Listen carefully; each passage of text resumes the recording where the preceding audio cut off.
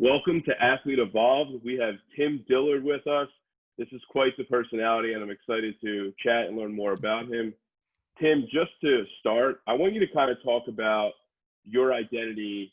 You are an athlete, but you definitely have more things going on in your life, and you come from a family of athletes. You know, your dad was a big leaguer. So talk to us just about your story, and you can go far back as like elementary school, high school, whatever you want to do, into where you are now. Yeah. I remember my first step I took when I was, no, I don't, I don't remember that. I don't know. I've been playing baseball as long as I can remember. And yeah, my dad, he played in the big leagues. By the time I came along, he was done. He was coaching in the White Sox organization. We lived in Florida. And I don't know, I got two older brothers and we always played sports. And it didn't matter what sport, but we always gravitated towards baseball. But I never felt like I was being told to play baseball. My dad just wanted us to be outside. and so we had basketballs and footballs and frisbees and I don't know, everything and anything there was. It was just, here's all the sporting equipment, stay outside, learn what it's like to be part of a team. And so kids in the neighborhood, we would just exercise is what it was looking back. And I don't know, I'd never really identified as far as like, yes, I'm just a baseball player. And I just thought it was always something that I just did. You got so many other facets to a person's life than to just be defined by their, I think the word's vocation. Is that right? Maybe the biggest word I use today.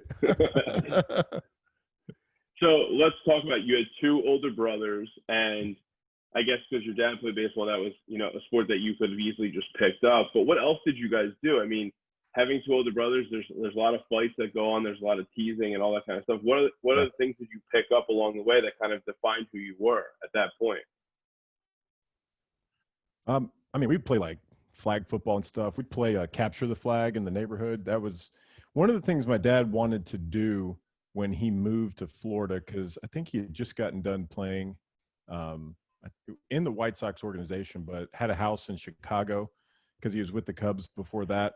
And one thing he wanted to do is just have a nice flat yard and where kids could play. And so we had this tiny house, which I didn't know any better. I was tiny at the time, so I thought it was huge.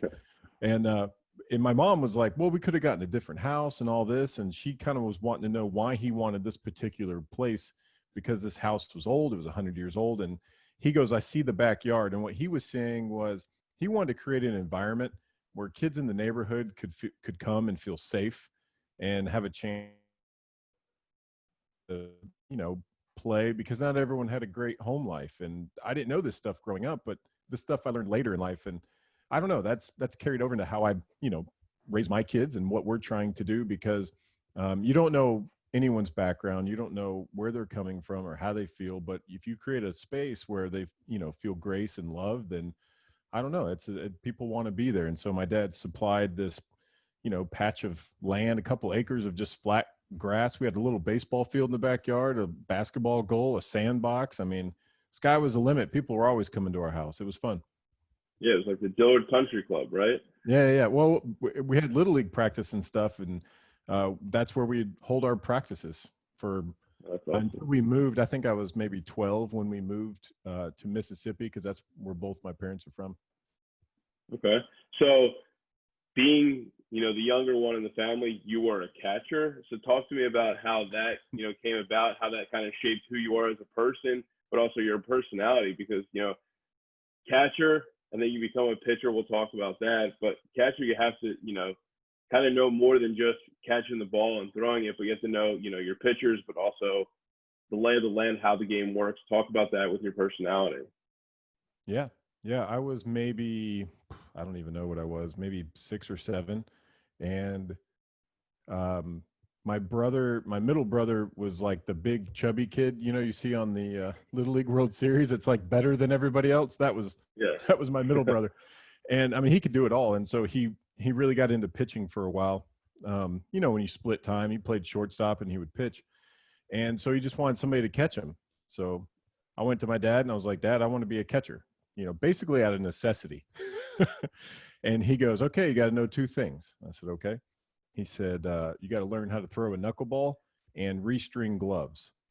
And I really didn't know what that meant. Might have been kind of a joke, but if you run into any catcher, they know how to restring their gloves and they know how to throw a knuckleball. So my dad was right.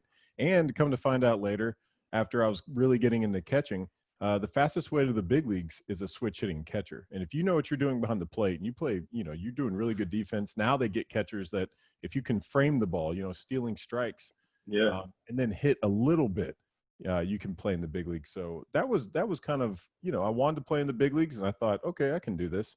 And I got really good at it basically because I don't know. I didn't want to be the reason that, I didn't want to drop the ball. I didn't want to be the person that was like, well, we would have won, but Tim can't catch, Yeah. It's not like out of fear, but just like, as a good teammate, you want to be good at your craft. And I don't know. I used to my dad would time me, putting on my catching gear and taking it off, to the point where I would strike out because I wasn't that great, or I'd make contact. I go back to the dugout after the third out and I would put my catching gear back on faster than guys could actually get their glove and get out on the field. And it's just the little things. My dad knew that, to be good, you got to be really well-rounded. So, he helped me figure out how to call games and what to do, techniques on how to throw people out stealing and framing and all this kind of stuff, just to see what I can do, see if this is something I'm still going to want. And I just kept wanting it. Like, yeah, teach me more. And I don't know. He never pushed me of like, yeah, you should be a catcher. It was more like, oh, you want to be a catcher? Okay, well, this is what it takes to be a catcher. And that kind of spilled over into my pitching life, I guess. Yeah, so let's talk about that. That's what I was going to ask you next. So you learn all this stuff. You spend so much time, perfecting this. You're almost like meticulous about every little detail because, you wanted to learn more, but your dad was also giving you more information.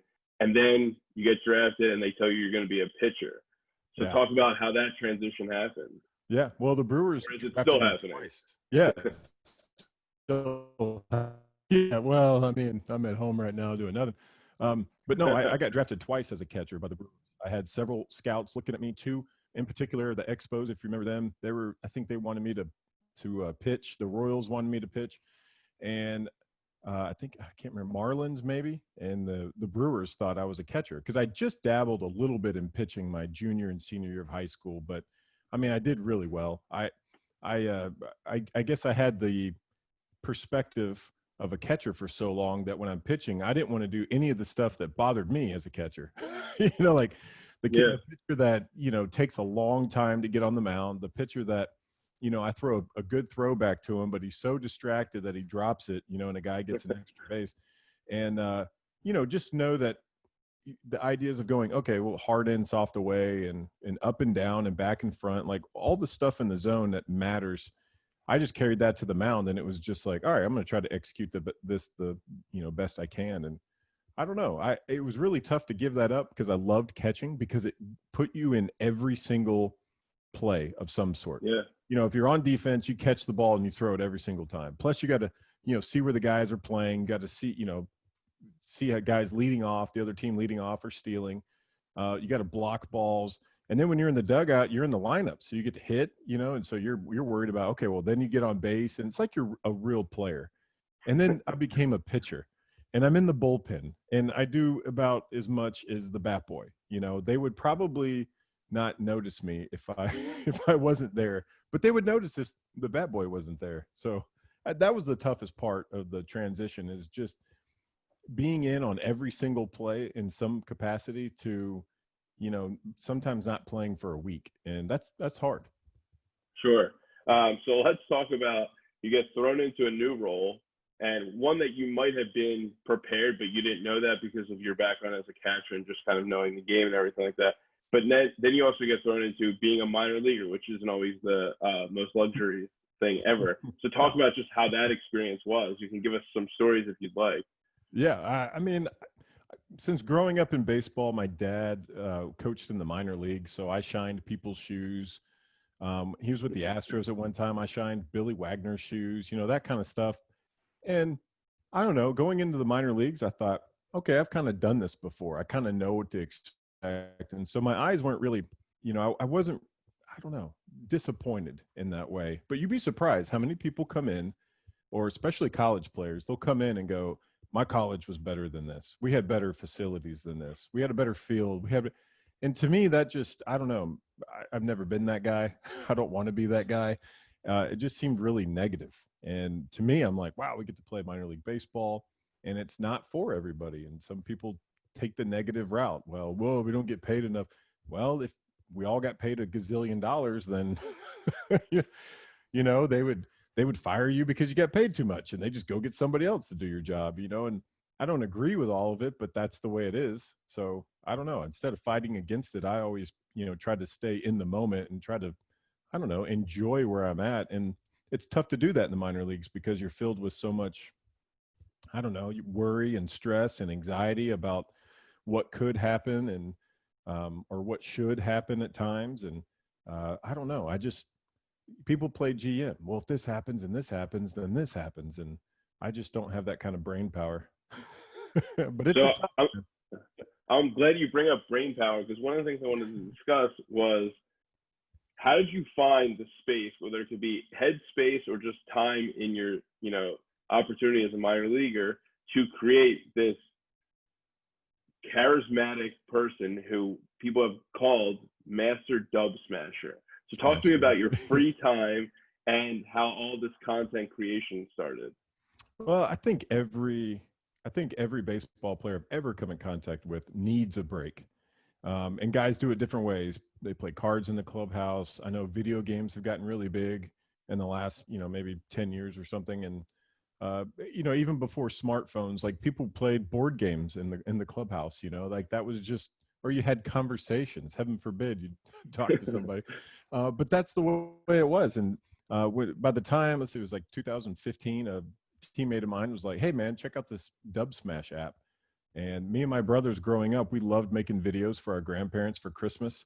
And so instead of having this giant camera that's tethered, to the VCR, we have our phones. And so I would make these videos of singing songs or commercials or TV shows or movies. And I don't know, it was just a way to kind of kill that time, kind of turn that brain off baseball, and to get to know your teammates, because we would act out these movies. And I don't know, I never really set it out to be anything more than that. That kind of spilled over into social media really quick, which is fun. But you need a break. The guys that sit there and only dream about baseball and think about it all the time, it's a very, very stressful place to be. I've tried it sometimes that way, but not for years. And so when you say words like charismatic, it's like, I care. It's just, I care about what's going on. But I don't want to crumble under the weight of this burden of, this is how I should be in the big leagues, or I don't want to fail, or if I'm not totally selfish, then I'll never make it to the big leagues. I just want to say, okay, I'm a human being just like you guys. So what's that mean? In any job that you're at, you're going to interact with other people. And that's how I teach my kids. It's like, you're going to interact with people the rest of your life. I mean, maybe not with the pandemic, but in some capacity. And you need to learn what that is, to know that you're not the center of the universe, and it's not about you at all. It's about everybody else, and how you come in contact with these people, and how you become friends and be a good teammate and be a good coworker, and all that kind of stuff, and how to love people. And I don't know, I think those things are more important than, I got to make it to the big leagues or blank. So let's go back to what we talked about in the beginning of who you were, you and your brothers being a catcher, turning into a pitcher, being a minor leaguer. And then this comes up with all the content. You're kind of like going back to your childhood of saying, like, we enjoyed these videos and all that kind of stuff. But what did that do for you as a player? Because you did talk about that it's a good mental break. It's a good, filler to remove that stress, or I guess relieve stress in some ways. So what did that do? Did it help you perform as a pitcher? Did it help you in your pregame routine or your postgame routine? How did that kind of fit? Sure. That's kind of the catch-22. That's why people don't want to totally let their guard down, because they're like, well, if I do that, it's going to cost my performance on the field. Just a quick example. We did a video last year, and we had a guy, CD Pelham. I don't know who he's with this year, but he was with the Rangers. He was with us in AAA Nashville. and we did the video Old Town Road, and I'd never even heard the song. Apparently it was like at the time, it was like a big song, and I'm always behind, right? Like my kids knew about the song before I did. And and he was like, I said, hey, okay, well, if it's a popular song, and he was singing it one day, I was like, oh, let's make a video of it. And he was like, okay. And we're in Iowa playing the Cubs, and I think it was a rainy day. And so there was nothing going on the field, but we were at the field. So we go on the concourse, and we set up a table, and we set up this little scene, and I'm like, all right, we're going to do this. And even the GM of the of the Iowa Cubs like walked out of a door and was like, "Oh, you guys are filming, awesome!" So he's like there, and we kind of got a crowd going, and so we made this Old Town Road video, and it was really funny too because I was trying to be Billy Ray Cyrus since I kind of have the hair going a little bit, and anyway, we got done. It was funny. We all laughed, and we put on social media, and I mean, it was the next day maybe. CD came to me and was like, dude, he goes, just watching this thing and how people are loving it and my experience doing it. He's like, I needed that break. And I think what people don't know is that you're going to perform better when your shoulders are not like up by your ears, where you're just so tense, so how do you relax? Well, you got to put things in perspective. Perspective is what's going to demolish all of that. And having the perspective that baseball isn't the end of all things. Like it's not because I know guys in the big leagues that are miserable, so it's not going to be happiness, and money's not going to buy you that. And so it's like, well, get it in perspective every single day. As long as you're putting it in maybe to the point where it's every hour, every moment. That's the only way that I have found to conquer this, this professional.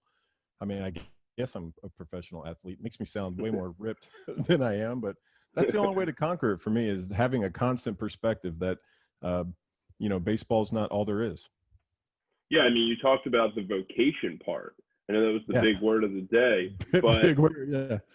But the vocation, once you remove that and you have a little fun, which I mean, you reference Little League a lot, playing with your brothers and just having that huge field where you can run around. If you get back to the fun part, you can have a little fun off, you can have a little fun on, and it's all within good intent. There's no malicious or there's no anything detrimental to you as a performer. But specifically what you're doing is you are performing. It's just no pressure. You're just having fun. You're letting loose. Well, you're allowing your body to be able to play in such a way where you're not paralyzed by fear or anxiety or any of that stuff.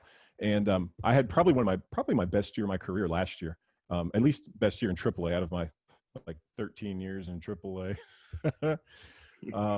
And it had a lot to do with just having fun. I mean, just being with a group of guys that enjoyed having fun. And my coaches get these questions a lot too. They'll ask questions about me, like, we see him on social media. Well, what is he like on the mound? Does that affect his play? Because I've had some really bad years just because I was in Colorado Springs, and that's like pitching on the moon. So it's not ideal. So even if I had a 5 ERA, it was still a very legit, had several legit seasons. Even though it didn't statistically look like that. But what my coaches always say, and this is how I am on the mound, I don't want you to beat me. I don't want the umpire to beat me. I don't want the other team to beat me. I'm the most paranoid person you'll ever meet because I don't want to come out of the game. I'm not going to, I know how to pick the first. I know how to field my position. I'll turn a double play. I'll dive off that mound. There's nobody out there that wants to win more than me. And I get to do it from this veteran standpoint where things kind of slow down for me, where you can look at the situation. So, I think there's definitely two sides of the coin where on one hand, I'm, easy go lucky. I like to have fun. And then on the other hand, it's like, it's business time. It's not fun time. You can have fun on the mound, you can have fun, but you got to snap out of it. I learned that lesson. I got called up May 23rd, 2008. And got to pitch or whatever. And after the game, I was at the team hotel and I saw Jason Kendall. Remember Jason Kendall, the catcher, caught for 15 years. Great dude. And he was like, hey man, let me, he was talking to me about my outing. And my whole goal was to make it look like I'd pitched in the big leagues before. I don't know why that was my goal, but I just wanted to look like I was supposed to be there. And so as he was talking about that I did good, he goes, man, you look like you'd done it before. You look like you'd pitched in the big leagues before. And I was like, wow, that's my goal, man. I was like, I appreciate Yeah. that. And he goes, well, and he talks about a buddy of mine that made his major league debut like a week before that.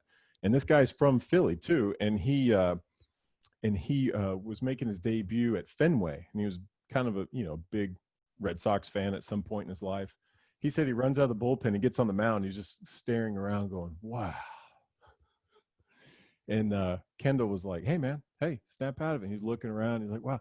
I had to get onto him, like, "Hey, snap out of it. Let's go. You got a job to do." So it doesn't mean you can't enjoy the moment, but you have a job to do that's actually more important than going, "Wow, I don't want to." What if I'm gonna miss having fun out here? It's like I want to be on the mound, but once you get on the mound, it's all about getting off the mound. Right. So you can have Yeah. fun out there, but if you're trying to have fun in the moment, baseball's not always fun in the moment. I've given up plenty of home runs.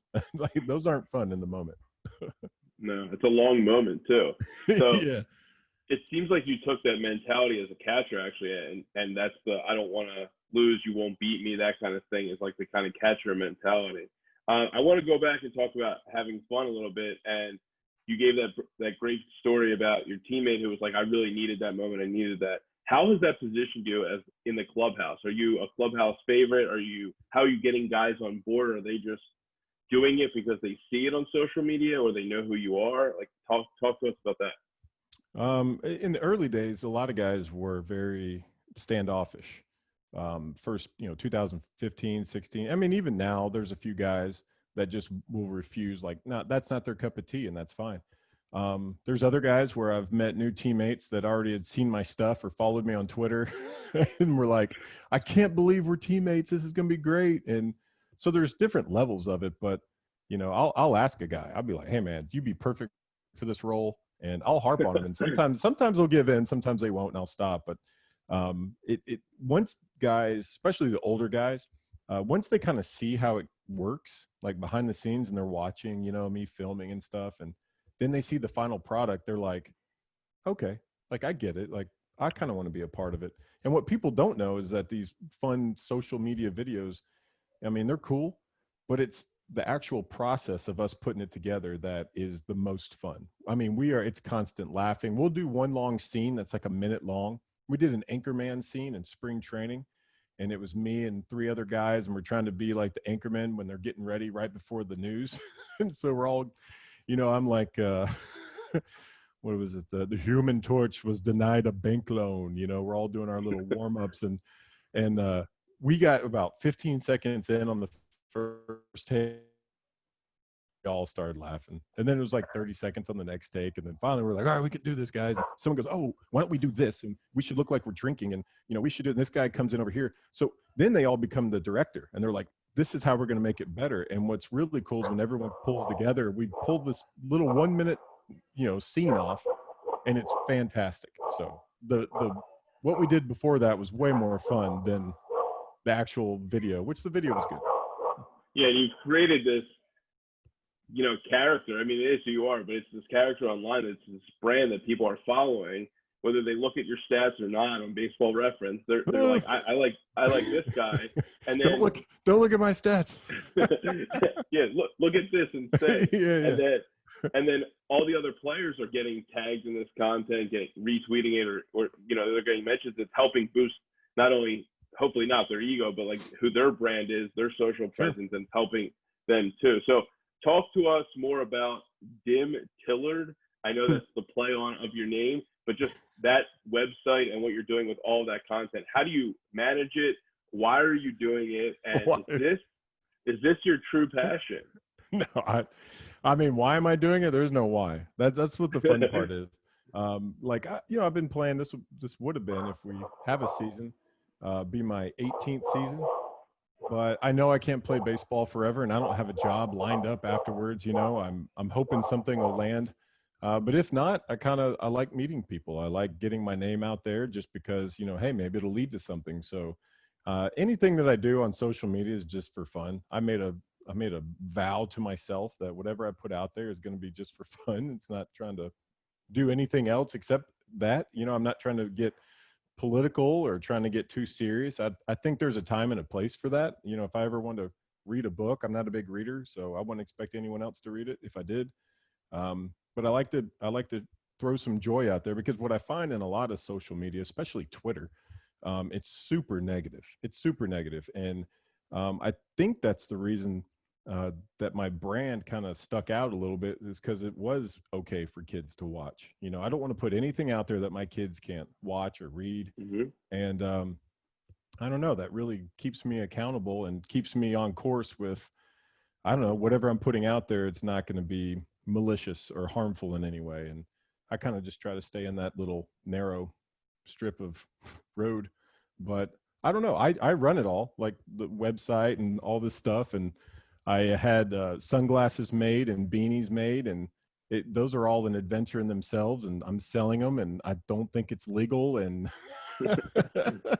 I don't know why. There's people ask me all the time, "Hey, why do you do this?" I'm like, I don't know. It's because I can. You know, the clubby in Round Rock, Texas, Kenny Buffton, he is a Strideline sock ambassador, and he's like, "Hey man, let's take your little logo and put them on socks." And he's like, "I'll hook you up with the deal." And I was just like, "Why would I want that?"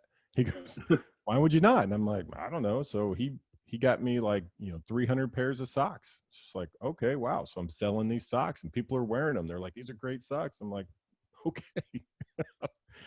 I don't know. I'm wearing some right now. I like Strideline socks, not my own socks. These are Venezuelan socks. I played winter ball in Venezuela. Love my Venezuelan boys. So you keep all the inventory with you, and then you just Yeah, ship them yeah. out? I got boxes over here. I got. I mean, it's just, I don't know why. There's no point. Yeah, people buy stuff, and I have on there. It's free shipping, but I don't know when you'll get it. If I'm out of town on a road trip or something, Right. buy it, and I put it on there like, "Hey, I'll get to it when I get to it." But yeah, I got a little thing here full of sunglasses. Order at your own risk. Yeah, Oh there you go. wow, See, those are all yeah, stuff. like you reach in, you take one. Yeah. So there's no point. Just because I can, because it's funny.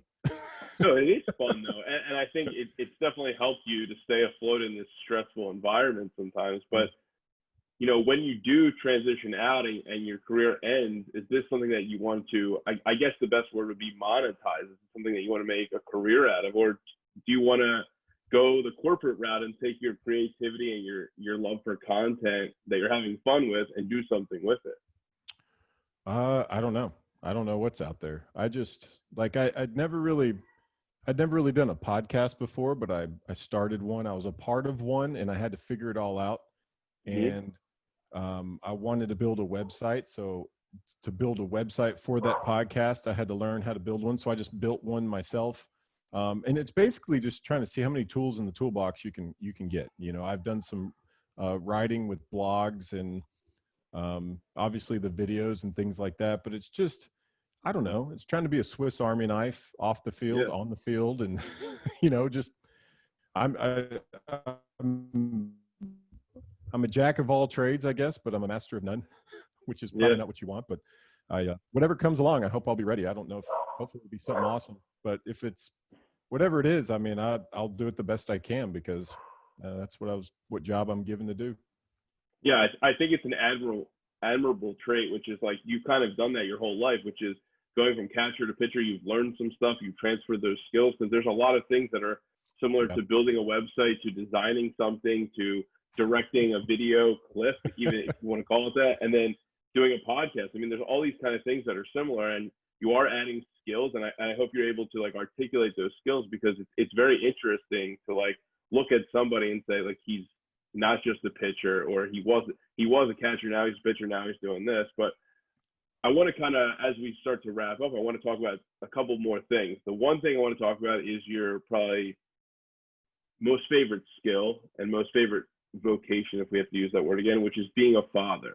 So talk to me about all the fun that you have, all the stuff that really doesn't matter on the field or off the field, but let's talk about you being a father and how that's, shaped you, because I think you've said you have 3 kids, right?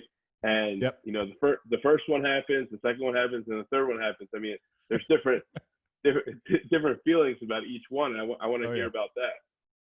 Yeah. I mean, Everyone has their own idea how to parent. I know there's books out there. My wife gave me several Too books to many. read. Yeah.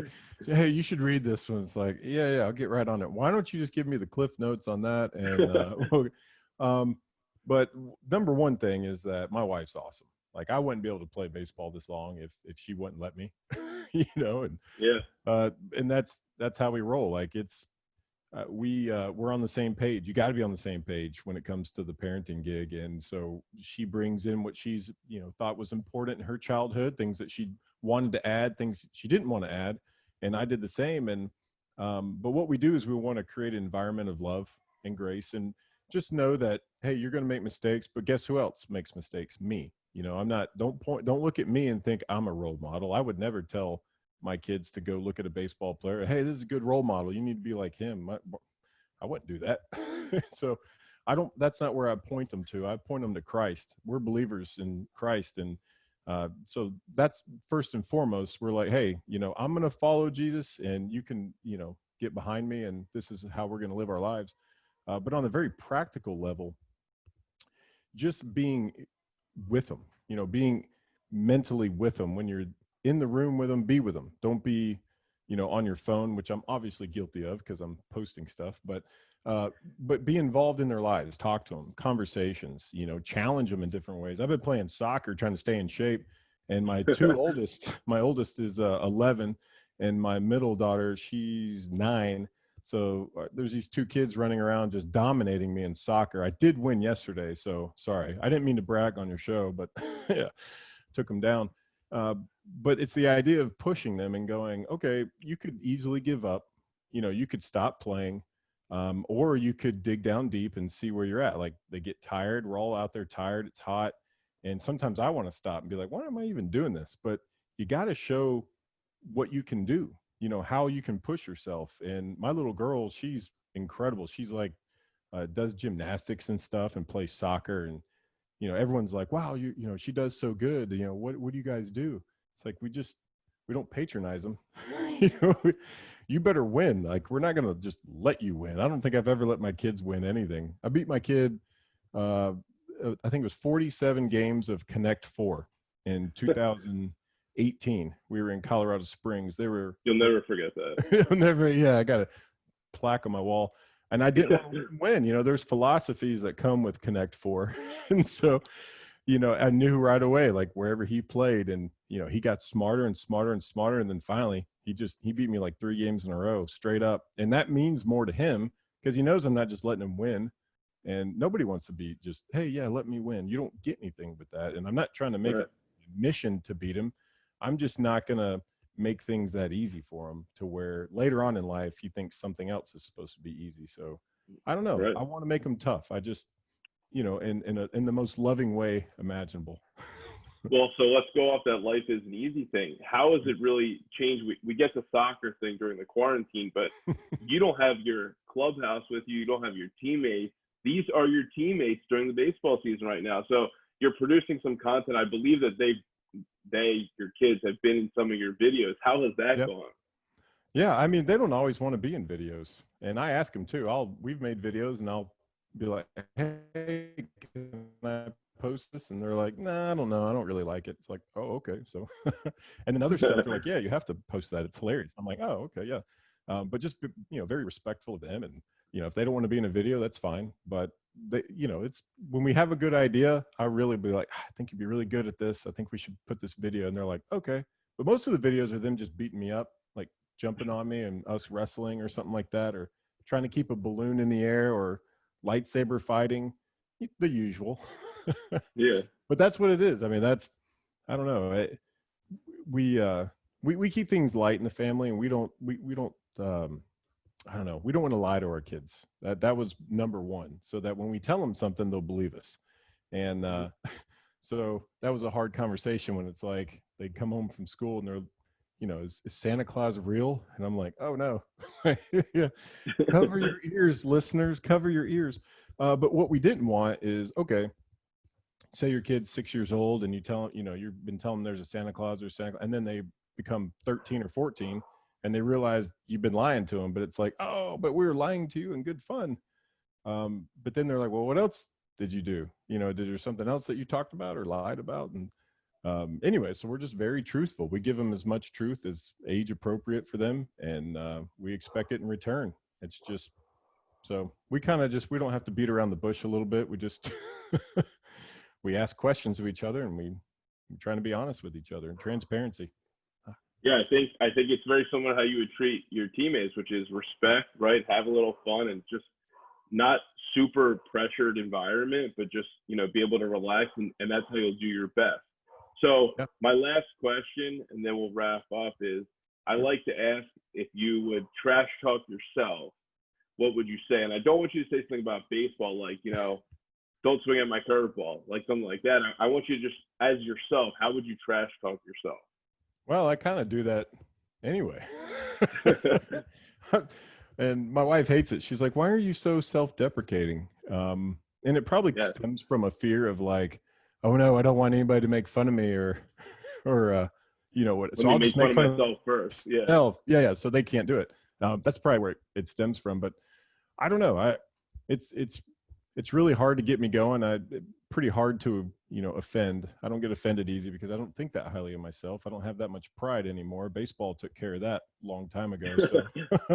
So people, you know, people yell at me all the time. I had a guy after one game, I gave up the game, and a guy on another team just runs by screaming like, "Yeah, you think that's funny?" You know, and pretty much alluding to, you know, how I look at, you know, my craft of baseball, where I like to have fun off the field. When I'm on the field, I take it pretty serious. And so that was a little bit of trash talk there. And, you know, I was just like, the guy's all jacked up. They just won a game. Good for him. Not really happy about it. But I mean, what's funny about baseball is you get to play the next day. You know, you don't sit on this game for a week. In professional baseball, you play every day. So I was like, well, then tomorrow, nobody will even care. He won't even remember that. I'm not going to say anything about it. So I'm in the clubhouse, and several guys were coming up to me like, "Was somebody yelling at you, man? Who was that?" And I was just like, I don't know. I don't know who it was. I don't know everybody. And I'm like, no, nothing was said. It was fine. So, oh, I heard he's yelling at you. And so could I trash talk myself? Yeah, but I don't know. I wouldn't listen to it. Sorry, that's probably Fair. that's a bad way to That's answer fair. it. But yeah, I don't know. I just wouldn't care. I wouldn't care enough. There's too many other things that I worry about to really care what people think or say. That's going to dictate what I do, my actions, or things that come out of my mouth in any other way. Totally. So I think we've done a really good job of just kind of detailing you in different parts of your life and bringing it all together, because we see some common, you know, threads that you like to have fun, but there is that time to be serious, and you take it, you know, very seriously in terms of pitching and, you know, when you're on the mound and everything like that. But Sure. the time to unwind that helps you, you know, deal with those stressful situations is always good, with, you know, the videos that you're doing, fun with your family and all of that. So I'm going to wrap up our time on Athlete Evolved, and thank you very much. If there's anything you'd like to add, please go ahead. No, thank you. Thank you for doing this. Good luck with your podcast. If you want to listen to my podcast as well, like first listen to this one and then listen to mine. If you type in anywhere at Dim Dillard or just dimtillard.com, any of that will get you there. When I started social media, I plugged in Tim Dillard as my name on Twitter, and there was like 25 Tim Dillards. So I was like, well, I'm not special at all. So John Axford, pitcher I used to be teammates with for several years, he used to call me Dim Dillard for whatever reason. Yeah, he would. Yeah. He would switch the first little letters of my name. And so I just was like, one day I'm like, Tim Dillard. I'm like, no, there's 25 of those. I was like, what about Dim Dillard? And I was like, oh, there's only one. And I was like, okay, we'll just use that. And that spilled over into every social media thing. And anyway, I think my mom accidentally calls me Dim Dillard sometimes.